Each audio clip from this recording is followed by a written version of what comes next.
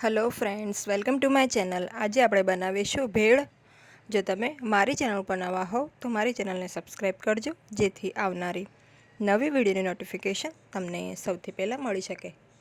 તો ચાલો આપણે રેસીપી સ્ટાર્ટ કરીએ.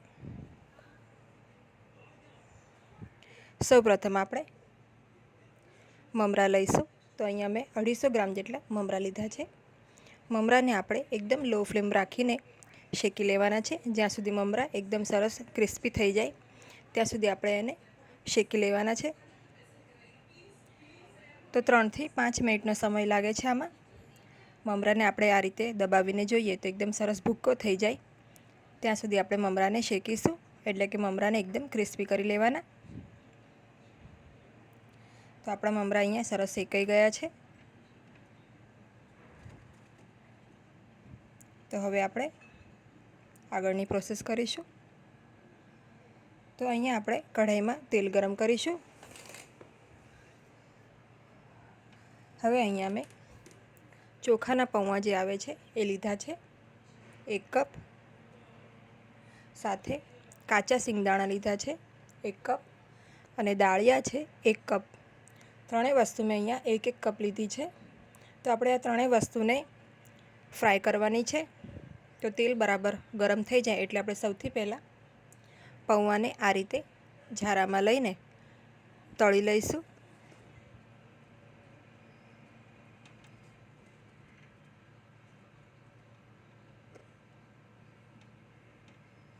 વધારાનું બધું જ તેલ આપણે નિતારીને જે આપણા તળેલા પૌવા છે એ આપણે શેકેલા મમરાની ઉપર નાખી દઈશું.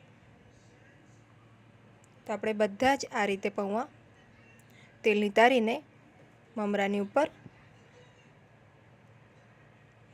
એડ કરી દેવાના.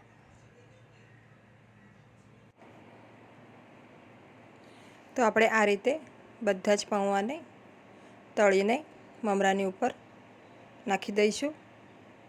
હવે આપણે જે સિંગદાણા છે એને પણ આ રીતે તળી લઈશું. તો સિંગદાણાનો કલર થોડો ડાર્ક થાય ત્યાં સુધી આપણે સિંગદાણાને તળવાના છે.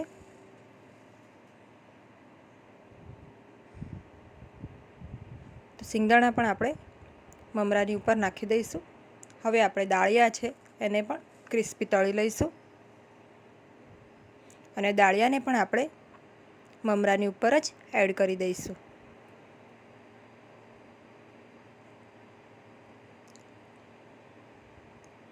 તો હવે આપણે તેલ ઓછું કરી દેવાનું. લગભગ 4 ટેબલસ્પૂન જેટલું તેલ રાખવાનું છે. એમાં આપણે અડધી ચમચી જેટલી હિંગ નાખીશું. ત્યારબાદ 1 ચમચી જેટલી હળદર નાખીશું અને સારી રીતે આને મિક્સ કરી લઈશું.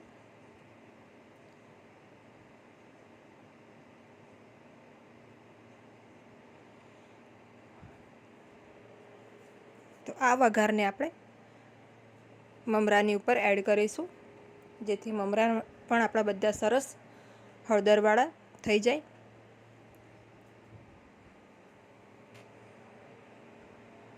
તો આ વઘાર આપણે મમરાની ઉપર રેડી દઈશું.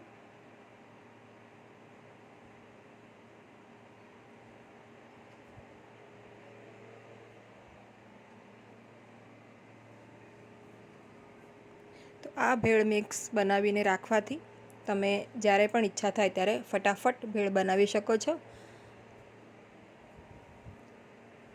તો આપણે આ બધું સરસ રીતે મિક્સ કરી લઈએ.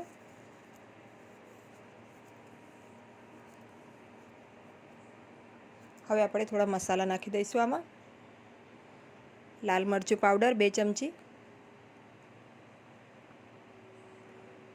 સ્વાદ પ્રમાણે મીઠું નાખી દઈશું.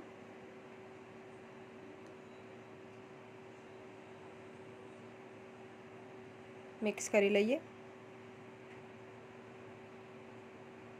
સાથે 2 ચમચી જેટલો ચાટ મસાલો છે એ નાખી દઈશું. ફરીથી મિક્સ કરી લઈએ. અત્યારે આપણો વઘાર ગરમ હોય છે એટલે બધા મસાલા સારી રીતે મમરામાં મિક્સ થઈ જાય છે.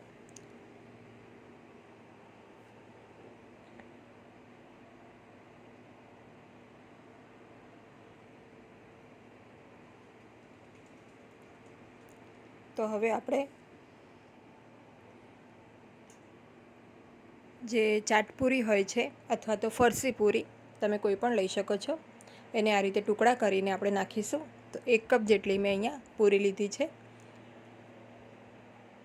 તો આ પૂરીને આપણે થોડા મોટા ટુકડા રાખવાના અને આ રીતે આપણે મમરાની ઉપર રાખી દઈશું એને પણ.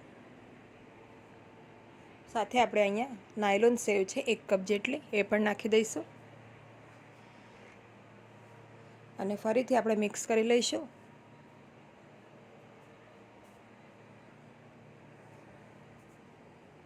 તો આપણું જે ભેળનું મિક્સ છે એ અત્યારે રેડી થઈ ગયું છે.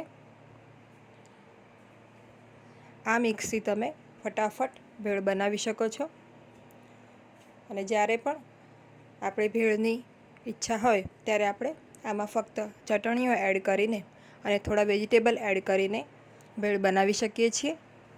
તો ઉનાળામાં આપણને એમ પણ શાકભાજી, રોટલા એ બધું ખાવાનું થોડું ઓછું ભાવે છે. તો આ રીતે ચટપટી ભેળ બનાવીને રાખીશું તો ફટાફટ આપણે એનો ઉપયોગ કરી શકીશું. તો ભેળ મિક્સમાંથી મેં અહીંયા 4 કપ જેટલું ભેળ મિક્સ લઈ લીધું છે. તમે તમારી ઈચ્છા પ્રમાણે જેટલી ભેળ બનાવવાની હોય એ પ્રમાણે લઈ શકો છો. હવે અહીંયા મેં ગ્રીન ચટણી લીધી છે. હવે આપણે આ ગ્રીન ચટણીને 2 ટેબલ સ્પૂન આ ભેળ મિક્સમાં નાખીશું. તો ગ્રીન ચટણીની જે લિંક છે મેં ડિસ્ક્રિપ્શન બોક્સમાં મૂકી છે, તમે ત્યાંથી એનો વિડીયો પણ જોઈ શકો છો.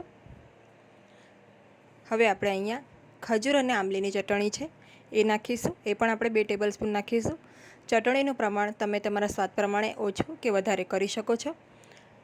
આની લિંક પણ હું ડિસ્ક્રિપ્શન બોક્સમાં મૂકી દઈશ, તમે ત્યાંથી ખજૂર આંબલીની ચટણીનો વિડીયો પણ જોઈ શકો છો. હવે અહીંયા 1 નંગ બાફેલું બટેકું છે, એને ઝીણું સમારીને મેં લીધું છે, એ નાખીશું.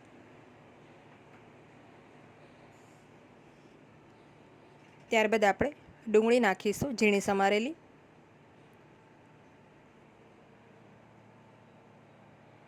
હવે આપણે ટામેટાં ઝીણા સમારીને નાખીશું.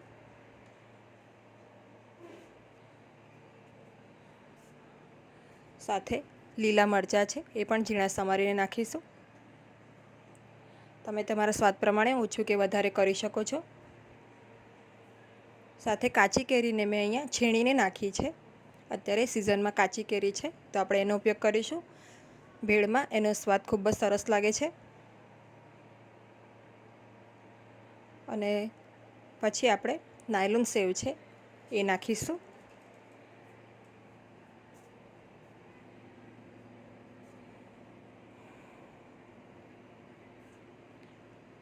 હવે આપણે આમાં થોડો ચાટ મસાલા નાખીશું, 1 ચમચી જેટલો, અને સાથે સ્વાદ પ્રમાણે મીઠું નાખી દઈશું. તો વેજીટેબલના ભાગનું આપણે મીઠું નાખી દઈશું અને સારી રીતે આને મિક્સ કરી લઈશું. તમે ઈચ્છો તો આમાં કેચઅપ પણ નાખી શકો છો અને લસણની જે ચટણી આવે છે લાલ, એ પણ નાખી શકો છો. તો જેમ તમને ભાવે એ પ્રમાણે તમે ભેળને તૈયાર કરી શકો છો. તો આપણી લચકા ભેળ એકદમ સરસ રેડી છે સર્વ કરવા માટે. એકદમ ઇન્સ્ટન્ટ ફટાફટ બની જાય છે. તો હવે આપણે આ ભેળને સર્વ કરીશું પ્લેટમાં.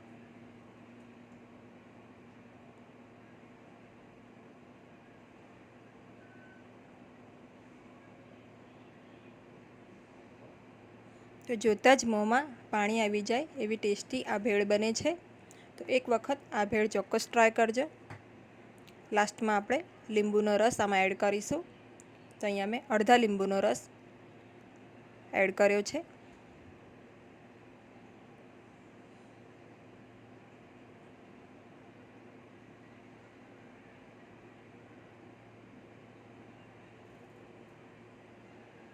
તો ગાર્નિશિંગ માટે આપણે થોડું કેરીનું છીણ અને નાયલોન સેવ ઉપરથી થોડી એડ કરીશું.